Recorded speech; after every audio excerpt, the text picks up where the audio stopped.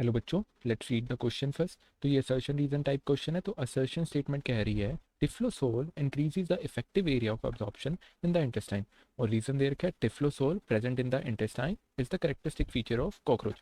तो क्वेश्चन में assertion statement कह रही है जो टिफ्लोसोल है वो effective area of absorption increase कर देती है इंटेस्टाइन का। और रीजन दे रखा है जो टिफ्लोसोल है वो करेक्टरिस्टिक फीचर है कॉकरोच का, मतलब कॉकरोच में टिफ्लोसोल पाया जाता है और कॉकरोच में खास बात है वो टिफ्लोसोल का पाया जाना।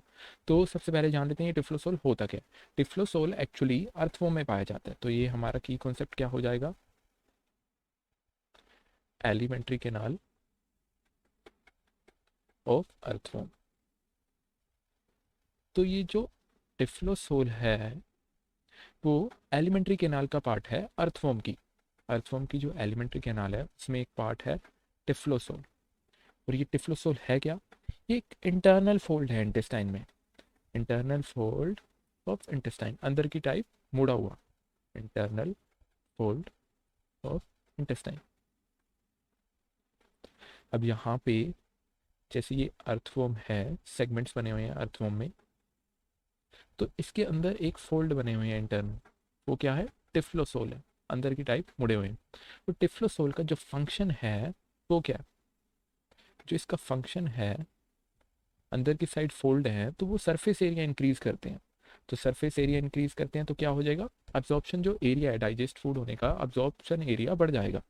तो यहाँ पे आ जाएगा फंक्शन इंक्रीज अब्जॉर्प्शन एरिया। और किसके लिए, ताकि एफिशिएंट डाइजेशन हो पाए न्यूट्रिएंट्स का, for efficient digestion of nutrients. जो फूड ले रहा है अर्थवॉर्म उसका डाइजेशन अच्छे से हो पाए, ताकि अब्जॉर्प्शन का एरिया बढ़ गया और अच्छे से एफिशिएंटली डाइजेशन हो पाएगा। अब ये टिफ्लोसोल की लोकेशन जान लेते हैं। अर्थवॉर्म में तो है, अर्थवॉर्म में बहुत सारे सेगमेंट होते हैं, 120 सेगमेंट्स तक हो सकते हैं लगभग, average.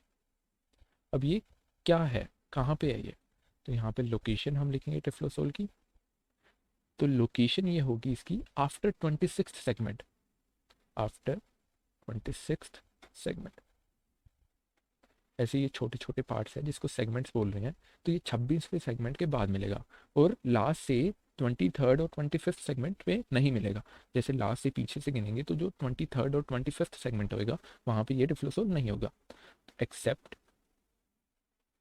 23rd to 25th segment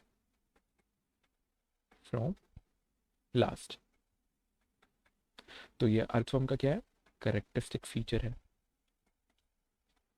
typhlosole, जो कि पाया जाता है 26 सेगमेंट के बाद। और लास्ट से 23rd से लेकर 25th सेगमेंट में नहीं मिलेगा लास्ट से अगर गिनेंगे तो।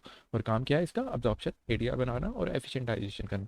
तो इस हिसाब से हम असर्शन स्टेटमेंट फिर से पढ़ते हैं। तो typhlosole increase the effective area of absorption in the intestine, ये बिल्कुल सही स्टेटमेंट है। सरफेस एरिया बढ़ा रहा है तो इफेक्टिव एरिया बढ़ रहा है और एब्जॉर्प्शन अच्छे से हो रहा है, तो ये सही स्टेटमेंट है। रीजन क्या दे रहे हैं, typhlosole present in the intestine is the characteristic feature of cockroach. तो ये कॉकरोच का तो नहीं है करेक्टरिस्टिक फीचर, ये अर्थवॉर्म का करेक्टरिस्टिक फीचर है, तो ये गलत स्टेटमेंट हो जाएगा। तो इस हिसाब से ऑप्शन देखते हैं, both A and R true, ये गलत हो जाएगा क्योंकि दोनों स्टेटमेंट सही नहीं है।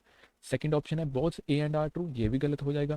फिर सी ऑप्शन है A is true but R is false, तो ये सही ऑप्शन है। असर्शन हमारा सही जा रहा है, इफेक्टिव एरिया इंक्रीज कर रहा है, पर रीजन कॉकरोच दे रखा है जो कि अर्थों में प्रेजेंट होता है, तो ये गलत ऑप्शन हो जाएगा रीजन, और सी ऑप्शन सही चला जाएगा जो कि है assertion is true but reason is false. D option कह रहे हैं A is false but R is true, ये भी गलत है असर्शन हमारा क्योंकि सही स्टेटमेंट है।